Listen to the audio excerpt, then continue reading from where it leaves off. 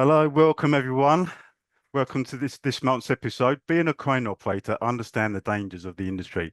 I know how important clear and constant communication is between the people on the ground and the operators, which is why I'm really happy to have this guest on. Jade Harris is part of the Buddie System, the co-founder, and they've invented a device that can be used when the communication breaks down between the operator and the ground people. Great to have you on. Nice one. How are we doing? Great, thanks for having me. Yeah, good man, good man. Um, First of all, let's talk a bit about yourself, about your background, what you do, and what the Buddie System is all about. I got in construction really early. I knew school wasn't for me. So I left school pretty early, went to trade school, started getting into a bit of a trade, doing carpentry apprenticeship. Moved into doing sort of facade, where I was installing windows and stuff like that, and moved into just driving like little my eaters and putting in curtain wall panels over the edge of the building. Um, and then that sort of got me into getting my Dogman ticket and stuff like that. So I work for a big company. They do a lot of high-rise buildings in Melbourne CBD. And when people would take a day off on the tower crane crew, I'd get a call up to say, "Hey, can you come and jump on the hook? To work on the hook for the day while someone was away." And that happened for like a year or so. And before you knew it, I had a full-time gig on the crane, and I was just a tower crane dogman for 3 years. Ended up becoming a leading hand of my crew. Um, and yeah, I've been doing that pretty much ever since. So the last sort of it's probably 15 years now. I've just been working with cranes. So yeah, I've been loving it. And then I had an incident a few years ago where I was dogging a load on a countered lever loading bay, and the out of the view of the crane operator, I was working in the blind, and I was telling the operator, you're 10 out of the hand. Went to let him know he was 5 meters out of the hand. Just as I was about to tell him he was 5 meters out of the hand, a work colleague of mine leant on a handrail and was leant on his two-way radio mouthpiece button and opened up the channel. And I've been working with the crane operator for a while, so he knows normally I would talk. So he heard background noise and just kept hooking down, thinking, I was going to pull him up sooner rather than later. And as he's coming down, I was jumping on the mic, stop, couldn't get comms again. Had to run off the loading bay, the load come crashing down. And I was sort of, the operator realized that he had hit something because of the slack in the rope and stuff like that. He called me on the two-way radio. By this stage, the bloke I was working with had lent off it, and he's what's going on down there? Is everything all right? And I said, look, I'm all right, but I couldn't get a hold of you. And I was walking away shocked after we're doing like a big incident report, and the crane got shut down for the afternoon. I was walking past like scissor lifts, forklifts, everything on site had an emergency stop. And I was like, "Mate, we're the ones that are bringing tons out of the sky. Like, where's our emergency stop?" And we use whistles as well. But on high-rise buildings, I could have put the whistle in my mouth and blew it all day, but they're not going to hear nothing. And I was just thinking there has to be another way. And we didn't even think about going down the path of inventing something. We were happy to buy something if there was something on the market.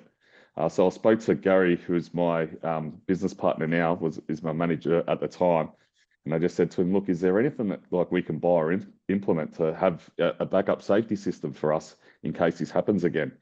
And he said, "Look, I haven't heard of anything like it, but let's have a look." So we looked high and low on the internet, couldn't find absolutely nothing. And we're like, "There's got to be a better way." And um, led us down the path of actually inventing it and coming up with it ourselves. And that's how the Buddie System was pretty much born. That's the backstory of it.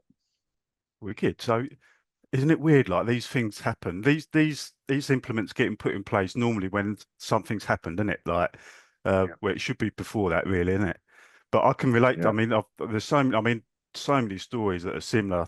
I mean, I've been on site where um, one of there was, I think there was four cranes on there. I was on one of them, and one of the guys was sent a skip down to the basement at low levels, just on the blind, and the banksman. So yeah, just be clear. So you call them dogmen out there, don't you? So Dogman. we Yes, we call do. yeah we call them slingers over here, or banksmen, and America they're riggers, just for everyone's everyone's insight. So yeah, the slinger he was banking a crane from the top level to ground level, which you shouldn't really be doing. And as he sent the skip up, a supervisor had been helping out attaching it and all that sort of stuff. And she had the tagline wrapped around her leg and got sent up with it. Luckily, they got hold of the operator, told him to stop, and he brought it back down. But there's loads of cases like that. There's another one of someone had sent a load down a lift shaft. The operator was going down. All of a sudden, there was silence. He slowed down, thought what's going on there, stopped. He said, "Is everything all right?" And said, "Yeah, it's fine." So he carried on going down. And then someone else came on the radio, said, "Hold it there, mate." Really calm. He was like, "What's happening?" And what had happened was the geezer in the shaft had been knocked out by some scaffolding. So he was laying on the floor and they just stopped the load, literally sort of like half a metre just above him, 2-ton staircase. So you imagine that. So I think Right. what you've done here is absolutely amazing, and it's really, really, really important for the industry. So hats off to you, man. It's something that's really close to my heart. Well, Gary tells a bit of another story of how we ended up getting the Buddie System name, and it was sort of similar to the story you're saying. I think we work a little bit different here in Australia than the UK, and how the Slingers Dogman work with the crane operator. We would just have like one crew. We work for the builder. You've got your crane operator, and we normally run 3 Slingers or Dogman. And how prior to that happening, it was always just 1 crane operator and 2 Dogmen.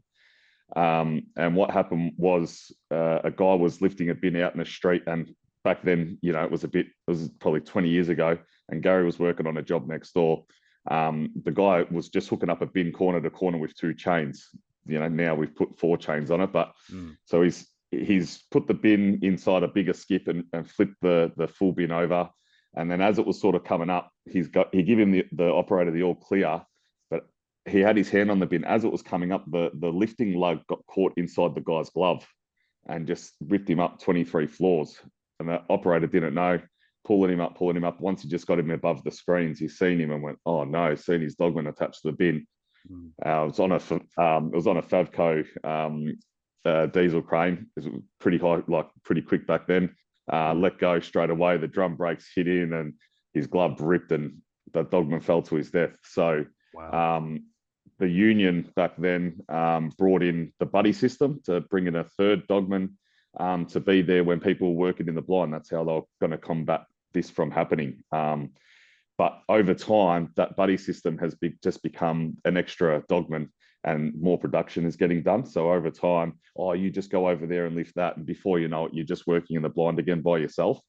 So there hasn't been anything like it in the world, and we just like it. It's something that's really, really missing. I think, like in my career working with cranes, I could have used this probably 5 or 6 times.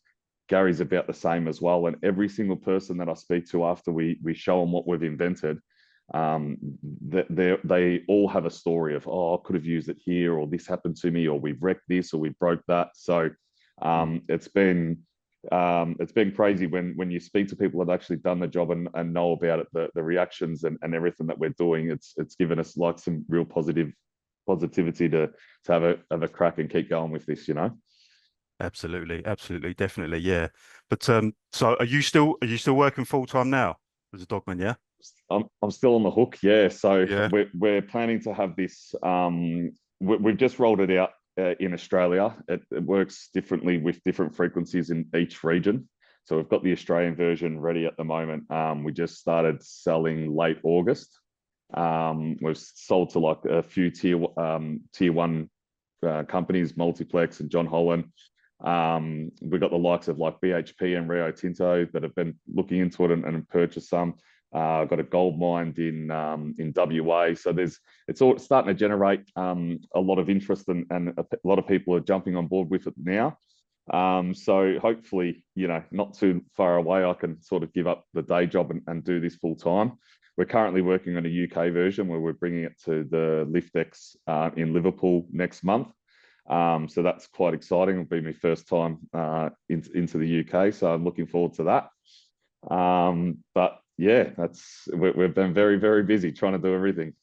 Yeah. I was going to mention that, actually. That's interesting. That's good that we did speak about briefly spoke, didn't we, about me maybe coming and filming that for you, but unfortunately I've got to work full time as well, and I've got no holiday left. Slave drivers.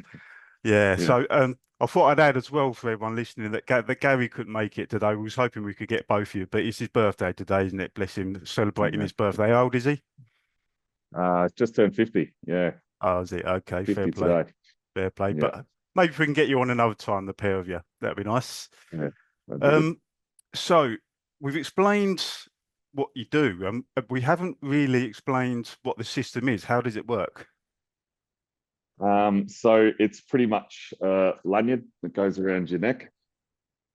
In Victoria, we've normally got a whistle attached just in case something goes wrong, and that was all we sort of had in the past.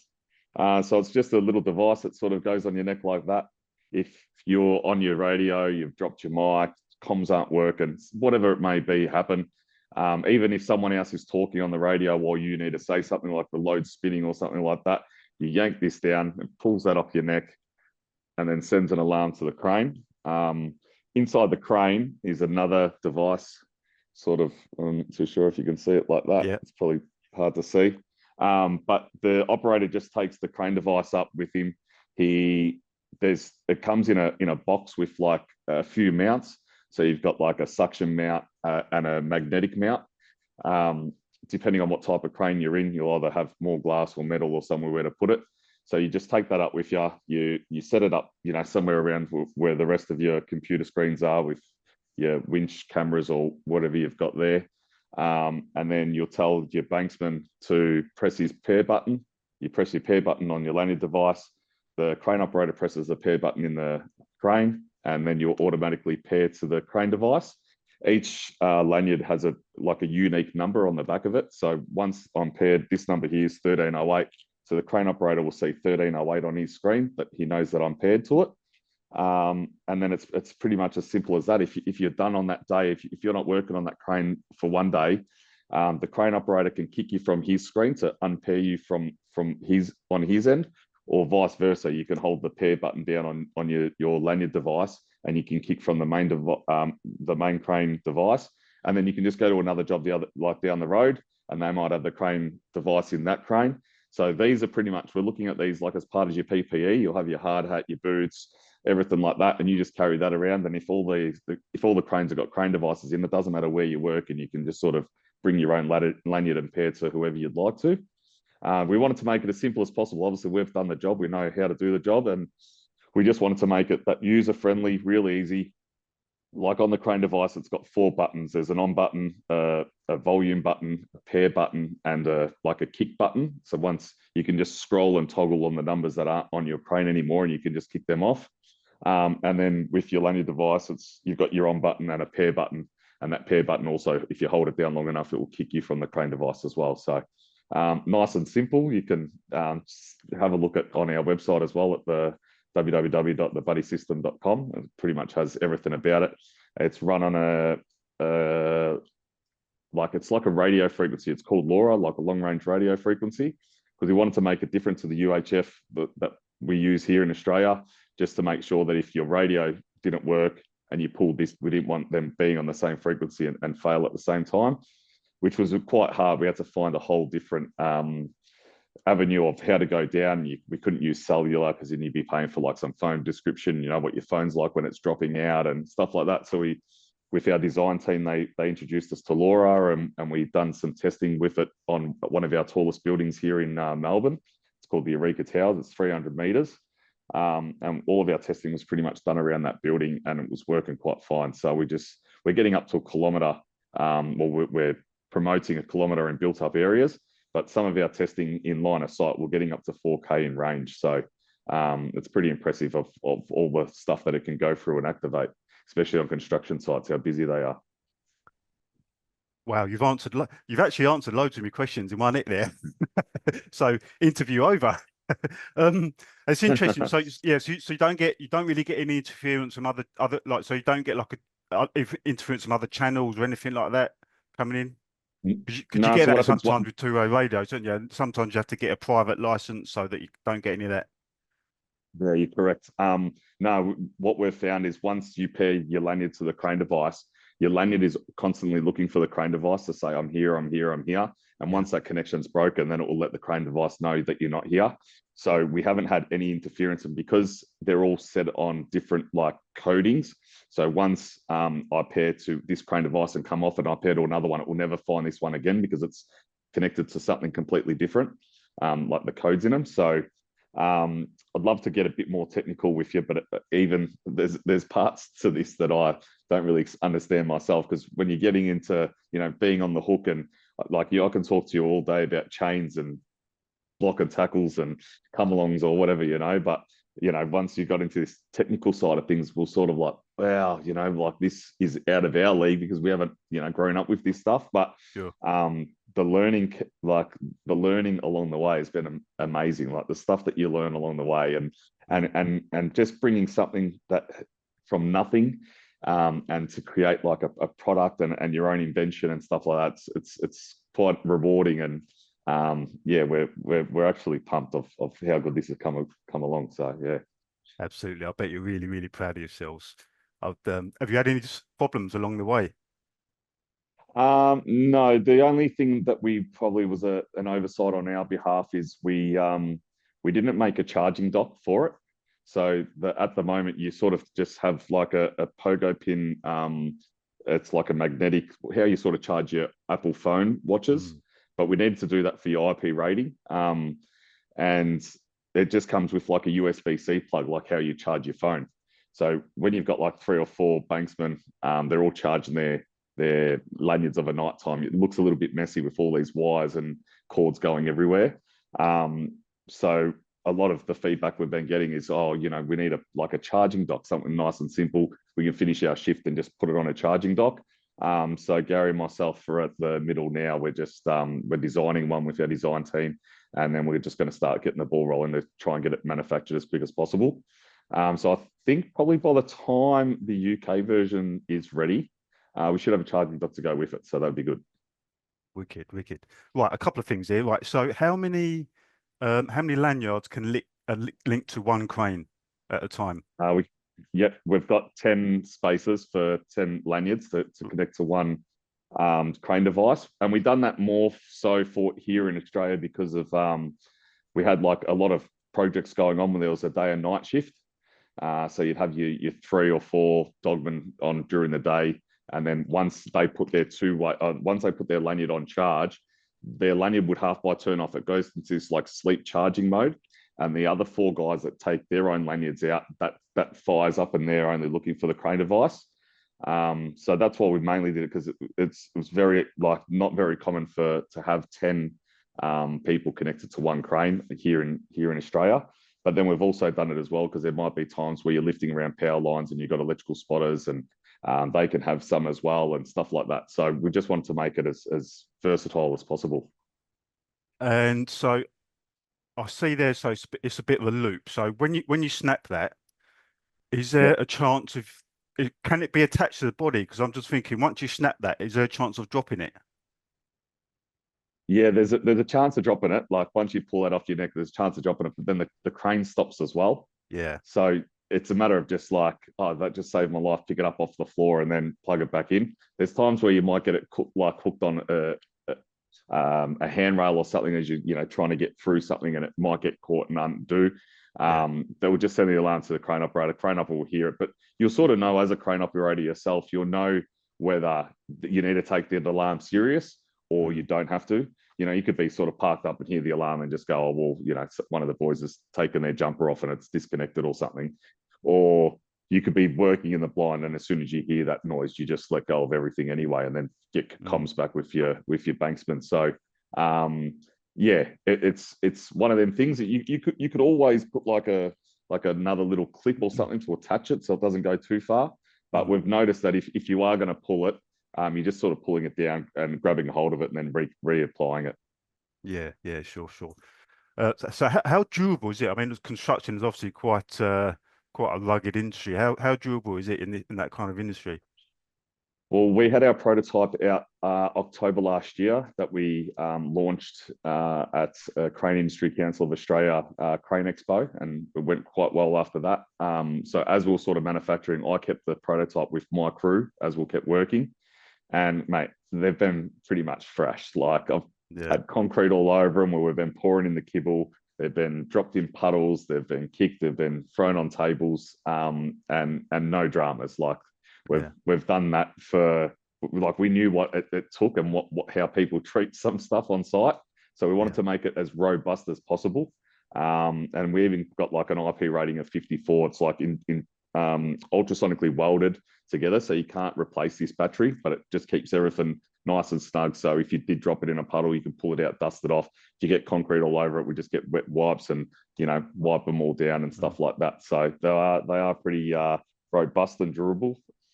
Yeah. So they're waterproof then, yeah, or water resistant? Water resistant, yeah. Look, I think with the IP rating, they're saying that you can't put a gurney on them and like or a high pressure hose or something like that. But in the rain and dropping it in a puddle, stuff like that, it's all right. I just wouldn't go swimming with it, maybe. Yeah. Sure. So how long has this taken then from idea to creation? We've been working on it for 2 years now, and it was probably like another half a year. I was trying to get the courage to maybe have a crack at this. I'll give you a long sort of backstory. My mum was on a motorbike with her partner on the back of his Harley, and they were driving back from 12 Apostles.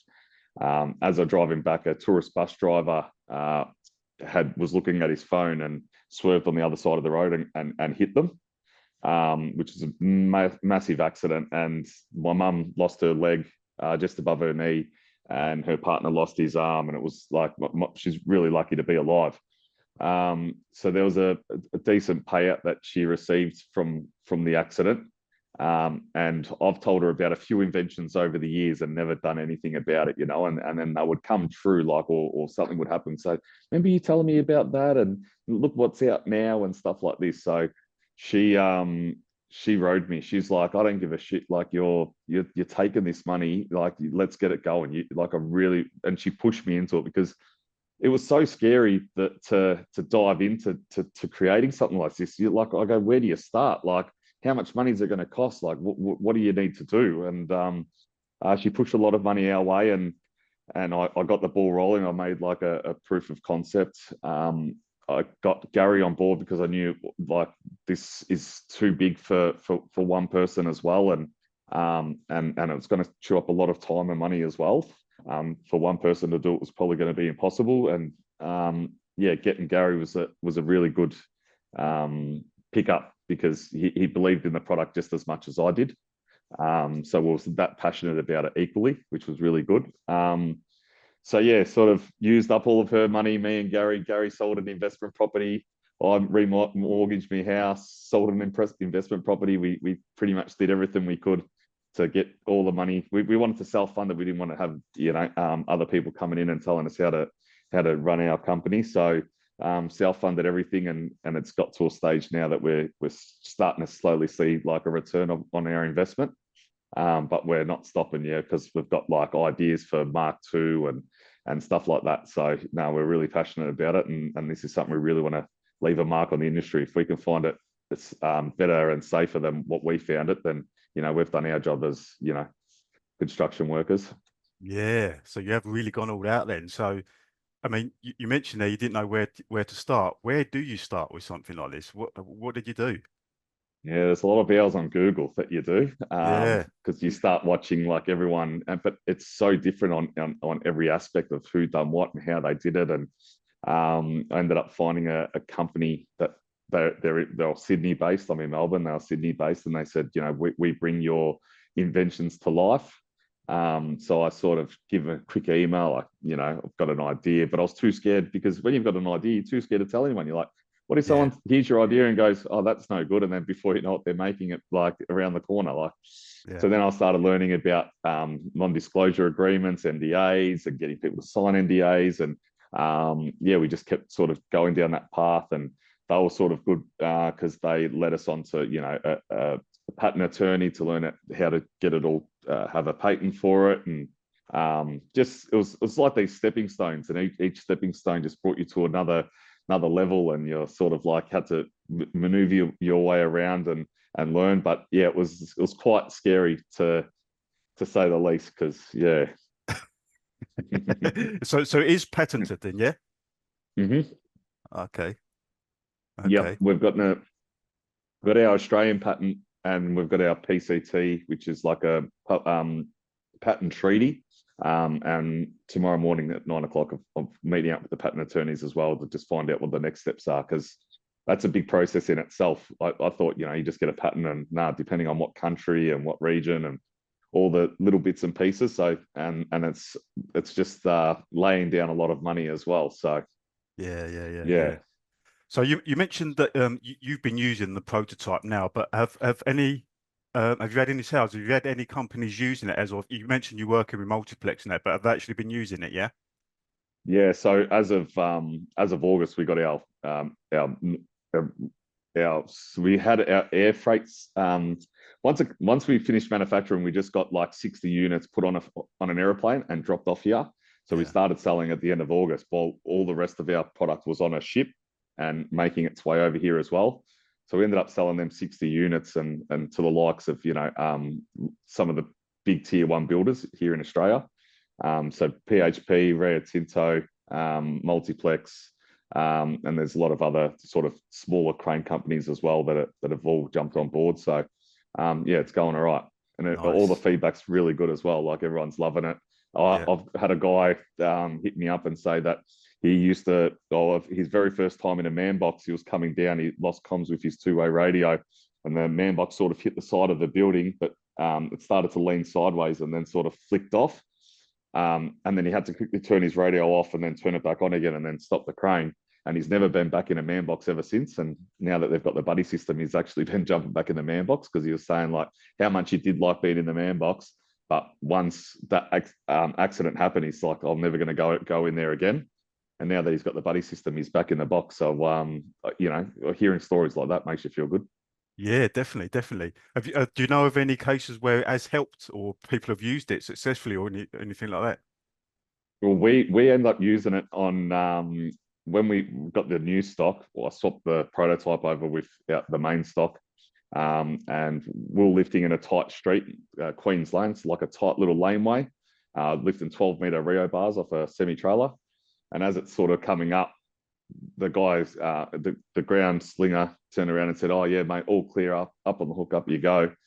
And then as he said that, the guy that was landing it on the roof said, "Oh mate, we're going to come over this other side of the core. I'm going to put you over up against the handrail." Like, started talking to him. But as that's happening, the load's starting to swing, and like the end of the Rio was about to clip underneath the side of the balcony. And the dogman in the street's like, "Oh shit, what do I do?" Like, "Oh, the Buddie system." Bang, pulled the Buddie system off. Operator stopped. Said, "What's going on down there?" He's like, "Mate, just do me a favor. Just jib down 2 more meters. We're just about to put the Rio underneath the balcony." Just jib down and got it out of them, clear it, and up she went. So there's the little things like that we're noticing are probably the near misses are the ones that it's actually working really good with. Because look, I think radios are awesome. Like I think radios are probably the best way to direct a crane, but you can't rely on them 110%. So just to have that little bit of extra added layer of safety, it makes you feel a lot better whilst you're doing your job. And a lot of operators have said, that since that's been in the cab, they feel a lot more confident around doing lifts in the blind where they, were always wondering, what's he doing down there? Was it, hasn't said something for a while, stuff like that. So my operator says it gives you a peace of mind when you're working in the blind. So yeah, absolutely. Yeah, it does. The thing is for me, I mean, I don't know about yourself, but we kind of got this 3-second rule over here. And my guys kind of get a little bit impatient with me about it. Sometimes you have a little bit of leeway, but if I don't hear anything after a few seconds, I stop anyway. And they're like, "Yeah, come on, keep coming down, keep coming down." And like, sometimes I even tell them, "Keep talking to me, mate, keep talking," that sort of thing. So yeah, that's really important. I had one a few weeks ago, actually. I literally didn't hear anything for a few seconds. And I felt a little bit of, because you feel a little bit of vibration on the crane if it clips something.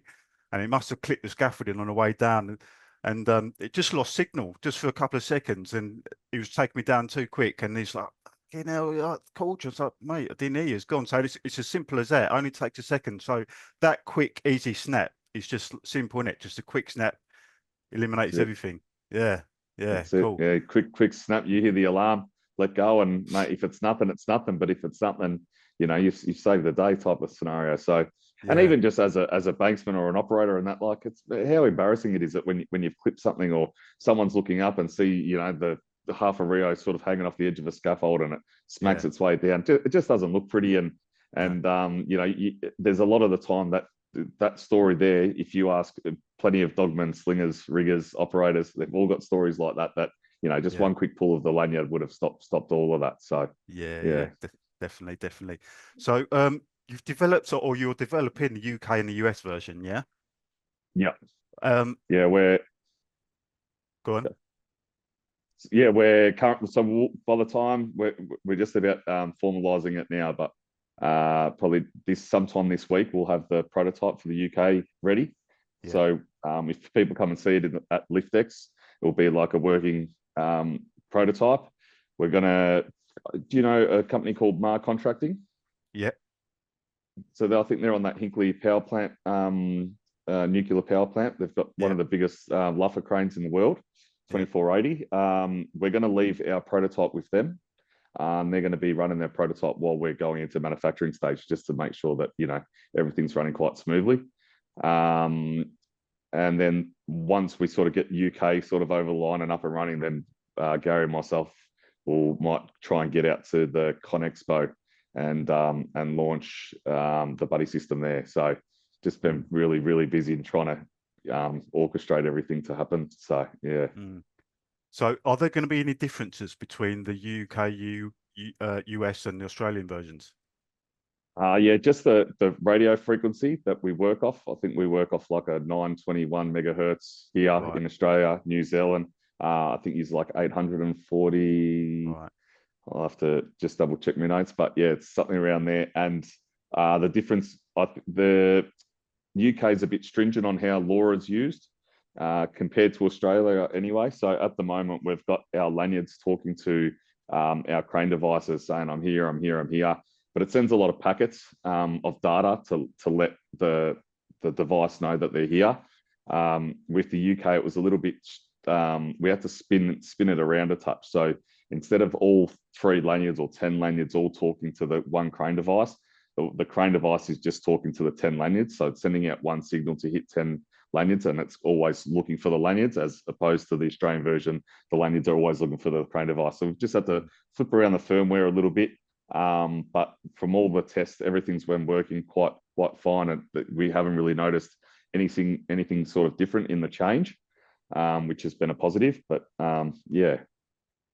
Yeah, I bet it's been a bit weird trying to get to grips with all the different safety standards and regulations of internationally, isn't it? Yeah, correct. And when you do something here in Australia and you think, oh yeah, sweet, we've got that, and then you go, oh, I want to bring it over here, and then there's a whole another list of, hang on, I didn't have to do that in Australia. Why do we have to do that here? And that's to get all the everyone to all different regulators to pass compliances and all that type of stuff, and you've got to do that because if you're running like this radio frequency in the UK and you haven't been given the tick of approval to use it, there's some big fines in it as well. So just trying to cross the T's and dot the I's. Yeah, sure. You mentioned time, so I mean, actually, you've won a couple of awards as well, hasn't you? So, and you've been nominated for a couple of awards. You've been to some award ceremonies as well, that sort of thing. You want to talk about that? Yeah, we won the People's Choice Innovation People's Choice at the Cranes Industry Council of Australia. So we took that award out. That was quite cool. We've been nominated for an Innovation and Safety Award at the LIA LiftX show. So we'll find out whether we've won that on awards night. And we've got WorkSafe Victoria here in Victoria. They're pretty much the governing body of any accident that goes wrong on site. They'll come down and do the investigations of why and how it happened. And they have, we're nominated for an Innovation and Safety Award with them as well. So that award gets done in February next year. So if we win that, we're kicking goals. Yeah, amazing. It's good stuff, isn't it? How do you? So with you working full time, obviously you've got families and bits and pieces as well. How do you find the time to do all this stuff? I don't know. I've got a good wife and a good daughter, and they know what I'm doing, and I've had a lot of family members help us out. So yeah, I've got my sister-in-law helping out with all the sort of the bookkeeping and accounting type of thing. I've got my mum. She's half by my PA at the moment. Mum, can you sign this? Can you do this? Can you send that? Can you post this? So it is a big team effort to get the time to do it. Yeah. And it sort of helps, being the leading hand of my crane crew as well. Like they know what's sort of going on, and I've had to take all like my annual leave because the boys got to take a day off here to do this, and they've been, no, it's all right, do what you got to do. So they've been good as well. So is my employer. So yeah, it's a big team effort. I wouldn't have been able to do it without everyone. So it's been great. Yeah, well, I imagine everyone can see the potential and see how much of a good cause it's for. So, that's part of the reason why you get in touch back. And you do need that kind of support network around you. I mean, all the stuff that I do, YouTube, the website, the blogging and everything, the podcasts and that, as well as work, it is a strain on the family. But like you say, you've got to have a good wife that understands, really have. So fair play to the missus. Yeah, 100%. Did you ever imagine your innovation gaining so much traction internationally? No, I've always been sort of that way inclined. Of everything I sort of see, my brain works on how to find a better way to fix it. So when this one come along, I was like, I think, why isn't it out there? And some of the best inventions are the ones that everyone thinks, oh, why didn't I think of that? So. Yeah. And once sort of the patents were done and we actually got to talk about it, because how hard it was to like not tell anybody about what you're doing for months and not telling anyone about anything. And all you had to do is just stand on the rooftop and shout it out to the world. But you couldn't. So a lot went into actually getting it ready. And then when we were good to go and we started telling people about it, and you're telling some guys, I'm doing this. Oh, what the hell? What? There's nothing else out like that. You thought of that? Like people are like just mind boggled of how that's not out yet. And when you sort of get that feedback, then you're onto something good. You're doing the right thing. And then it was only a matter of time. As soon as anyone sort of sees it that's in the game, like yourself, and they go, mate, what a brilliant idea. And that's all the comments we sort of get. So it's been honestly, good. Yeah, honestly, like, so I haven't been on TikTok that long, so I was just scrolling through TikTok once and I think it was you. I saw a video of you on there, and I sort of flicked through some videos, think that's a load of crap, and that just caught my attention. I looked at it and I had to watch it again. I thought, wow, I had to watch it again. Thought, is this real? And I actually thought to myself, is this not even out there? Is this not a thing already? And I couldn't believe it's not a thing already. And I thought that is the nuts, man. So I had to contact you. So yeah, I am going to try and shout it from the rooftop because it's brilliant. And if I can try and get it into our company as well, I will do. Like speak to some of the top guys. I don't know if you've spoken to sort of Langer or anyone like that, have you? No, not at the moment. No, we're sort of going to touch down in the UK and try and get a feel for the land and stuff like that. We've had a couple of conversations with a few people, but we'll just get over there and do a bit of face to face and see where we feel like is the place to be. But yeah. So when's this Lift Tech thing? Lift Tech's 17th and 18th of November in Liverpool. Okay. Yes. Convention Centre Expo. Yeah. So so this will be live by then, and I spoke to you before. So we've done an article for you. Well, current trends in construction technology and stuff. So you're one of the features of it. So I've written an article for that. It's going to go in Move It magazine, and they've told me they're going to be doing the media at that Lift Tech. So you might even see them there. So if I can get some contacts, like if you can get hold of them, say, look, chat, like promote me and that sort of stuff, that'd be good. So I'll try and do that for you as well. What else can I say? What else have you got coming up? You mentioned Mark II. What's Mark II all about? Oh well, obviously you don't want to just sort of come up with something and leave it go, because there was so many things that I wanted to do to this version, but you get money and time restraints. So can't really disclose too much information because it might have a competitor come in with a better version than what we've got now. But so it's all up here and written down. But we just want to be like, your iPhone or something. So, Apple started with an iPhone 1 and we're up to iPhone 17 now. Just keeps getting better each version. We would like to do the same with this as the technology progresses. As there's more money in the bank. Every 3 to 4 years, we'd like to bring out, a new and improved one. So That's our aim. Have you thought about expanding to outside of construction? So we've had a lot of it's been mainly construction, but we've had like a company that's brought it that are using it on a conveyor belt, Right. which I never in a million years thought of a conveyor belt scene. But they had some radio communications where they've put it on a conveyor belt. We've had some dramas with concrete pumps where they were saying stop pump on the radio. The Melbourne Fire Brigade approached us about it, asking us, we send burning people into burning buildings, is there like a GPS on there and stuff like that?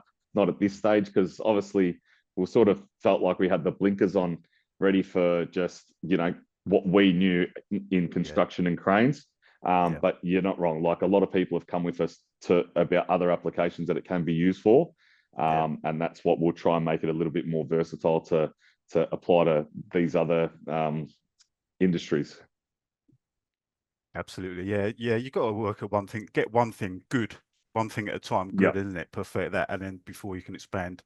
But we spoke briefly about, so you benefit the people who are on the ground, but we did speak about you flipping it, so benefiting the crane operator. So for example, we've had a couple of fatalities up the crane. We've had a bloke have a serious stroke a couple of years ago, and then unfortunately a fella that I knew died last year, a great guy with a heart attack. So we do fall ill up there. I mean, I've had my back go, but obviously I could communicate. So there are certain circumstances where crane operator might not be able to communicate with people to ask for help. So you said that you're thinking of adopting that as well, yeah? Mark II, we definitely want to put a panic button on the crane device. So the crane device will, he can get a hold of the panic button onto the crane device, and it will alarm all the guys on the ground that are connected to him, and it will start flashing red with an audio alarm as well, to let everyone know on site that there's a problem with the crane operator. And we're even looking into something like maybe even a smaller version type that the crane operator can sort of carry with him around his neck, that if he pulls that as well, will activate the panic alarm from the crane device and then send the signal out. So that's something for Mark II, but there's a lot of research and development to get us to that stage. So it won't be out, in the next sort of couple of years, but it's definitely something that we're going to be working on. And we're mainly sort of focused from my accident to, keeping the guys on the ground safe. But it has been brought up to us that, what about the operator in the cab? So we've definitely got things that we want to change with going forward. Yeah. Sure. Do you have like crane rescue teams out there dedicated to rescuing the operators? No, we don't. Normally we've got the fire brigade that are sort of booked into that as well. We're actually trained to like pull people out of cores and jump forms and stuff like that, but there isn't much training that goes into actually pulling a crane operator out. And I think that's probably, there should be more training to do that as well, like for us guys. But it's something, I don't know, sometimes production is more important than anything else on job sites lately. So as much as a lot of people talk about safety and stuff like that, when they've got to shut a crane down to do 4 hours of training, and they look at the cost of what they're not getting done, sometimes they would rather turn the blind eye and just focus on production than training anyway. Isn't it sad? Isn't it a sad state of affairs? That's the world we live in, unfortunately. What else have you got coming up? Anything else? Any other events or anything? No, just I'm really excited to be in the UK next month. So looking forward to that. We've got to do some filming when we get back for the WorkSafe Award. They just want to come out and see it working on site and interview a few guys to make like a bit of a video for when it's played on the awards night, something to put on the big screen and show everyone who's up for the awards and stuff like that. So that's pretty cool. Get to do some filming. We've done some filming with Marr Contracting. I don't know if you've seen it on the Instagram or TikTok, but Marr Contracting ended up doing a big spiel about being the world's first to implement the Buddie system here in Australia. They approached us really early days when they seen the working prototype, and it was something that they were on the front foot of innovation and safety. And they approached us and they said, look, when you've got your hands on it, we want to be the first ones with it. So we honor that. As soon as they come off the production line, mate, we pretty much had them on a plane, dropped them off, hand delivered them to Marr Contracting, and then they done like a decent video of why they're using it, and they've pretty much gone and put it on every single one of their cranes that they man. And when you see companies like that are actually just like never even seen it before, know it's a good thing, just go and price wasn't a matter, like just, mate, I want to deck out my whole crew, and they just went and brought 10 to 13 sets, something like that, and put it on every single one of their cranes and decked all their guys out. And then you get like some multi-billion-dollar companies that are sort of like, oh, how much is it? Oh, like, so the price point here in Australia, it might be a little bit different because for the price in the UK, only because there was more research and development to get it going in the UK. So it might be a little bit more pricey than these points. But for a crane device, you're looking at about like $1,795. And for a lanyard device, it's like $1,275. So for a tower crane that we've got like 3 Dogman and a crane operator, you're looking at like under $6,000. But if you go and break that price down and you've got these for the next 3 years, it works out to be like $6.60 per guy per week. You know what I mean? It's quite cheap in the scheme of things if you look at it over that scheme of time. Yeah. So is there like a hire option, a rental option? We don't have one at the moment. We are in talks with one because there are a couple of companies that, we only need it for this much and stuff like that. So it wasn't something that we're going to go down that path. But a lot of people have actually been asking for it now. So we're trying to tee up with the company down here, but it's a bit hard because Australia is so vast and wide, and you might not have someone in WA that wants to hire them, and then some guy in Melbourne's got to try and ship them and stuff like that. So just getting it logistically to work out, it's a bit hard, but we are working on it. Cool. I'm just looking at that little monitor there. So it's not that big, is it? So I'm just wondering, because obviously I don't know if you've been in a crane cab. You've got all the monitors and the zoning system. I'm just wondering how it can fit in there. Have you had any problems with that? No, not at all. Because no? it's got the suction mount on it. You got plenty of glass, and you've got the swiveling ram as well. So like you can turn it no matter which way. You can mount it there, and it's facing this way, or you can spin it around. So there's a little shot on TikTok with my crane operator installing it into one of the cab's he drives.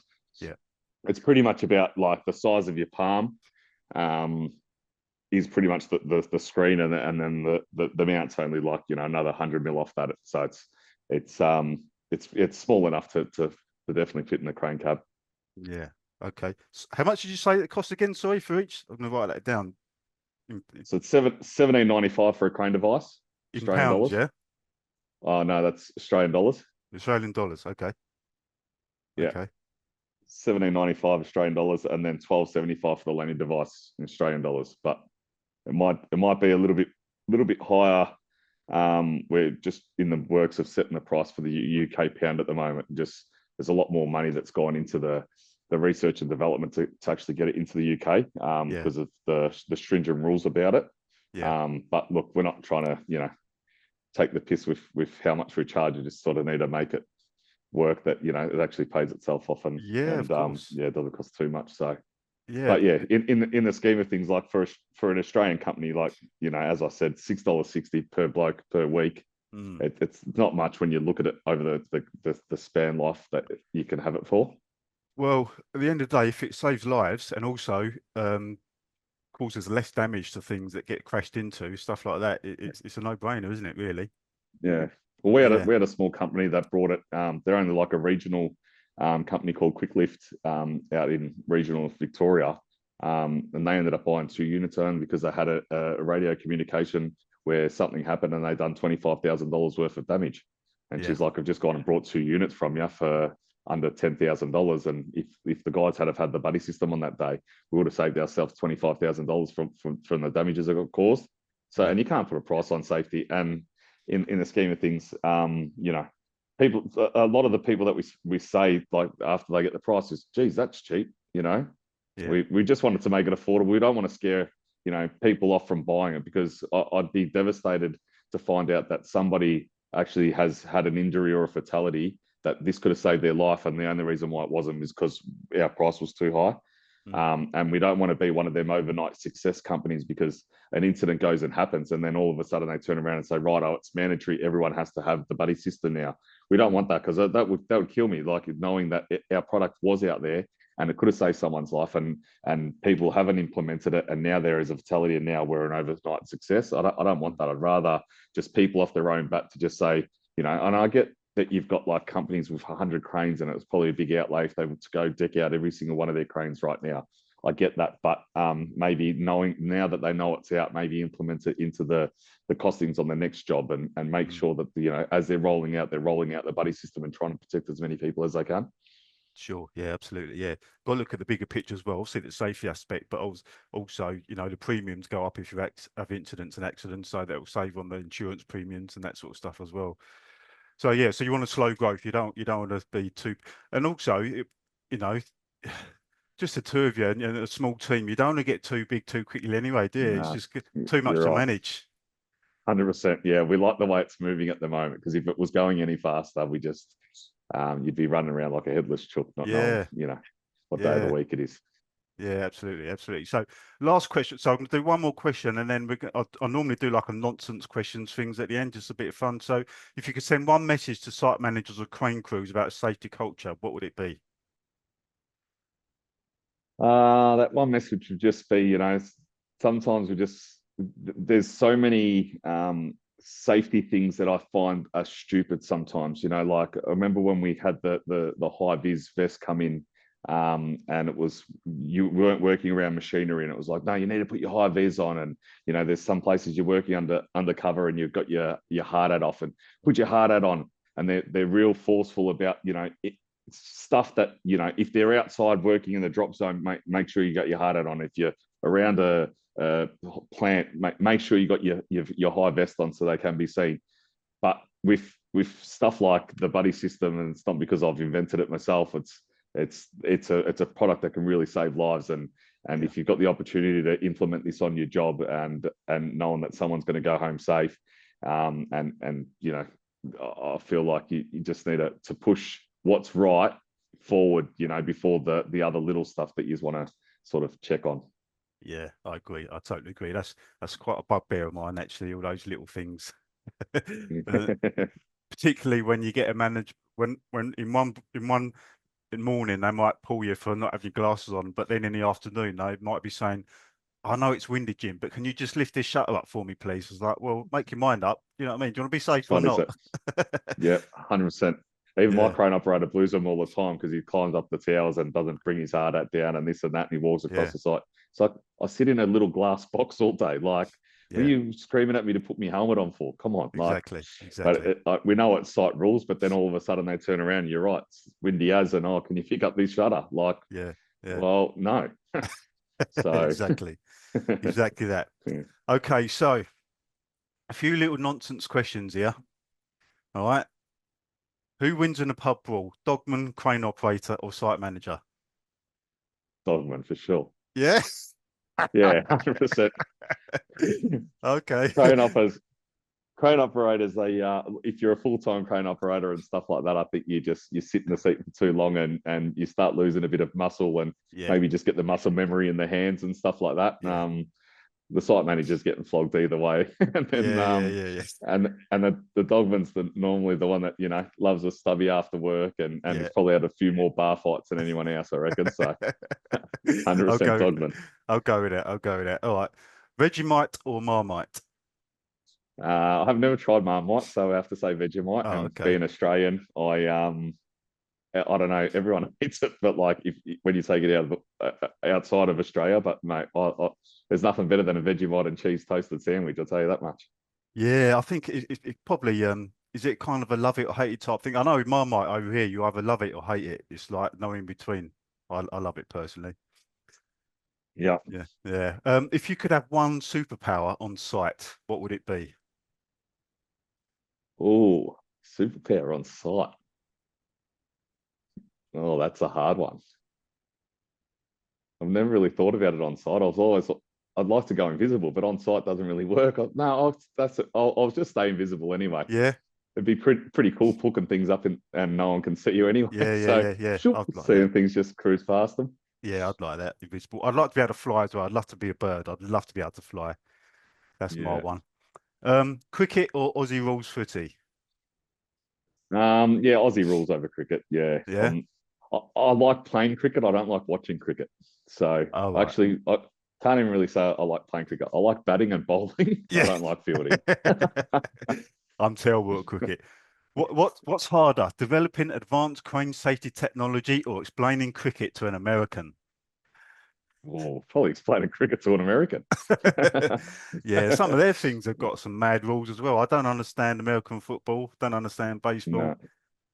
Too many Yeah, rules. I just that the American football, I don't really get too much only because it feels like a game of chess, but everyone knows what moves they're going to make. Yeah. And the other team's just got to combat that moves, but it just feels like it's more the coach and the playbook type of thing as opposed to athletes. Yeah. So They get a lot not of a big fan of that. communication through the radio of what to do and that sort of stuff, don't they? It's very stop-start as well, isn't it?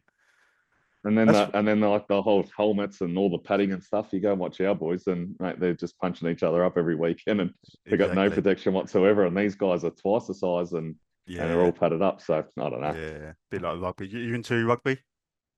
Yeah, I watched Australia give you guys a touch up last night. Actually, Should I have well, yeah, mentioned it was that? last night for us. Was it last night? Oh, actually, I was going to check the score of that. Did you won? Yeah, I'll take it. Yeah. No, we give you a bit of a touch up. I don't think you didn't score till the last half, and it felt like the Aussie boys just let you get one over the line just to celebrate a little bit.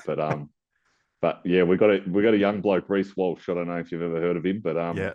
he's an absolute superstar. He won the NRL premiership pretty much off his own foot, and he actually turned it up. He got them out of the match last night against you blokes. Yeah, so he's in a bit of strife for the Ashes. Yeah, let's move on from that one then. Would you rather fight a kangaroo or wrestle a croc? Oh, fight a kangaroo. Because Yeah. the croc gets a hold of you, you're dead. So Yeah. kangaroo got more of a chance. So you probably survive that one with the kangaroo, and crocodile. If he got you once, you're dead. Just rip you apart. Yeah. Yeah. Well, that's that then, mate. That's it. Do you know what? I've been trying to get someone from overseas on for ages. I just wanted to hear from people from foreign. I'll tell you, like, actually, I've had my brother on. He lives in Australia, but he's not an Aussie. Obviously, he's English. He works for. He's a on the piling rigs actually. Works for.